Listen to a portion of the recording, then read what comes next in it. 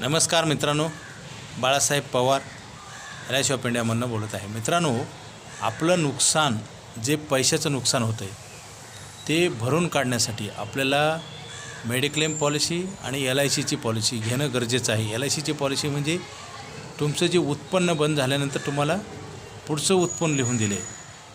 जसं 10,000 रुपये भरले की 50 लाख रुपये, 10,000च्या बदल्यात 50 लाख रुपये द्यायचं रायटिंग ॲग्रीमेंट आहे.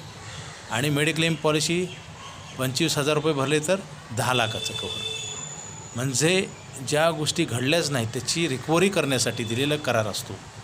आणि त्याच्या बदल्यात आपण जे प्रीमियम भरतो तो प्रीमियम पण आपल्याला व्याजासहित परत मिळतो LIC ऑफ इंडियामध्ये, मेडिक्लेममध्ये नाही.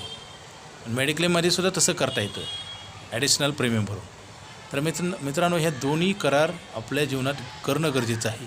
आता 99% लोकांचं काय होतं, नुकसान झाल्यानंतर त्यांना कळायला लागतं, अगोदर नाही कळत. अगोदर लोक म्हणतात आम्हाला व्याज कमी मिळतं, आम्हाला फायदा काय होतो. काही लोक तर 2-2, 3-3 वर्ष मेडिक्लेमचा जर क्लेम नाही आला तर मात्र आमचे पैसे फुकट गेले.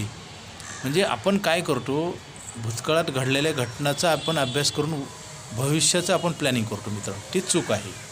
कारण भविष्यात काय घडणार आहे माहीत नाही. जसं कोरोना आला, कोरोना येणार आहे माहीत होतं का? म्हणजे काय होतं, आपण काय करतो, घडलेला जे गेलेला काळ आहे भूतकाळ आणि चालू काय आहेत ह्या दोन्हीचा विचार करून भविष्याचा प्लॅनिंग करतो. ते चुकतं कुठं तर, कारण भविष्यात काय होणार आहे माहीत नाही. मित्रांनो, काय होतं, आपण उत्पन्न बंद झाल्यानंतर काय होतं, परत आपण समजा डिसेबिलिटी, डेथ आणि डिसीज अशा मोठ्या घटना घडल्या तर परत आपण कमवू शकणार नाही.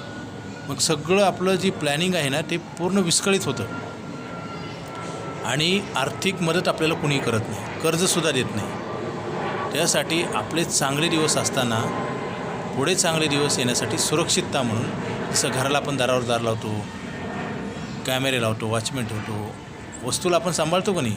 पैसे असेल तर लॉकरमध्ये ठेवतो, सोनं असेल तर लॉकरमध्ये ठेवतो, खिशातले पैसे वॉच पॉकेटमध्ये ठेवतो. हे असं जे करतो ना ते कशासाठी करतो, कारण धोका होऊ नये म्हणून. तसं धोका होऊ नये म्हणून पॉलिसी घेणं गरजेचं आहे. धोका झाल्यावर तुम्हाला पॉलिसी मिळत नाही. आणि आजकाल धोका घेऊन जीवन जगण्यात लोकांना मजा वाटते. जसं SIP, म्युच्युअल फंड, हे रिस्की इन्व्हेस्टमेंट आहेत. तुम्ही रिस्की इन्व्हेस्टमेंट नक्की करा, परंतु कधी पहिलं आपल्याला फिक्स इन्व्हेस्टमेंट करा. जसे LIC ऑफ इंडियाची पॉलिसी घ्या पहिलं, आणि नंतर मेडिक्लेम घ्या, नंतर तुम्ही SIP करा.